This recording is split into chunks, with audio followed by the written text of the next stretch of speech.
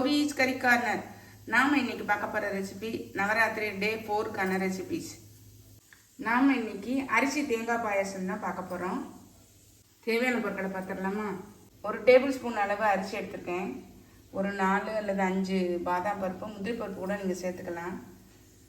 அந்த கப்புக்கு 1.5 கப்பு வந்து வெல்லம் எடுத்திருக்கேன். அதே மாதிரி ஒரு 4 டேபிள் ஸ்பூன் அளவு அல்லது வந்து 1 கப்புன்னு வச்சுக்கலாம். அந்த 1 கப்பு தேங்காய் எடுத்திருக்கேன். மிக்சியில் போட்டு ஒரு சுற்றி வச்சுருக்கேன். கொஞ்சம் முந்திரி பருப்பு, கொஞ்சம் திராட்சை, 2 ஏலக்காய். முதல்ல இந்த அரிசியும் பாதாம் பருப்பும் ஊற வச்சுருக்கோம் இல்லையா, இந்த தேங்காய் துருவலோடு நம்ம வந்து சேர்த்துடலாம். மிக்சியில் ஜாரில் சேர்த்துக்கிட்டு முந்திரி பருப்பு இதில் கூட சேர்த்துட்றேன். 2 ஏலக்காயும் இதோட சேர்த்துடலாம். இதை வந்து கொஞ்சம் குறவரப்பாக, ஃபைன் பேஸ்ட்டாக அரைக்க வேண்டாம், ஓரளவு கொஞ்சம் 1-2 குறவரப்பாக இருக்கிற மாதிரி அரைச்சிட்டு வந்து அரைச்சிட்டு வந்துட்டேன். இருக்கட்டும். இப்போ வந்து திராட்சை முந்திரியை வறுத்து எடுத்துக்கலாம். அடுப்பில் பேன் போட்டிருக்கேன்.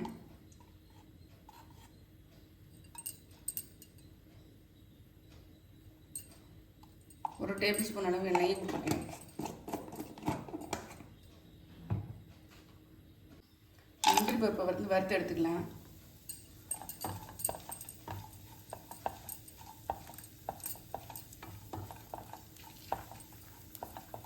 திராட்சையும் இதிலேயே சேர்த்துறேன்.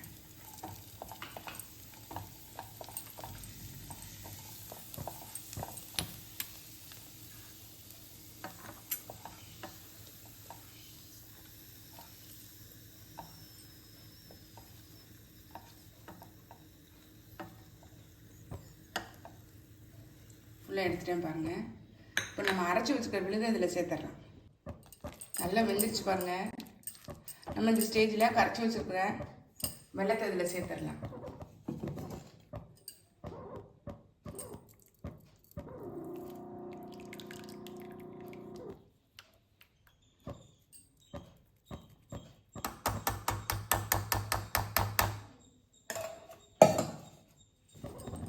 நல்லா கலந்து விட்டுறலாம்.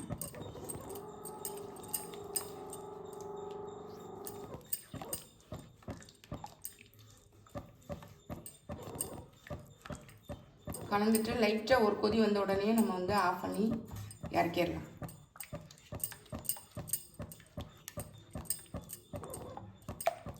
அரிசி வந்து நல்லா வெந்துருச்சான்னு பார்த்துக்கிடணும். நம்ம வெல்லம் விட்டதுக்கப்புறம் வந்து வேகாது.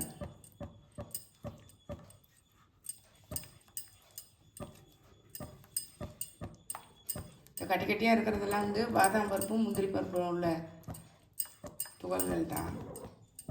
கொஞ்சம் கொதிக்கட்டும், நான் காமிக்கிறேன். நல்லா கொதிக்க ஆரம்பிச்சு பாருங்கள். இந்த முந்திரி பருப்பு, முந்திரி பழம் இதெல்லாம் சேர்த்து நல்லா கலரி விட்டுட்டு நம்ம வந்து அடுப்பை ஆஃப் பண்ணி இறக்கிடலாம். நான் இப்போ இறக்கிடுறேன்.